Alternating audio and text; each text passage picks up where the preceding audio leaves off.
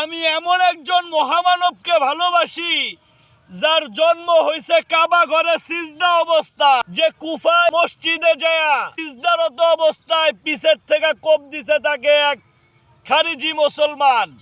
সেই ব্যথায় এই 19 রমজানে কোপ দিছে, 21 রমজান ফজরের সময় সে পর্দার আড়াল হইছে। এমন এক মহামানবকে ভালোবাসি যে আল্লাহর রসুলের সাথে সর্বদা সব সময় ছিল।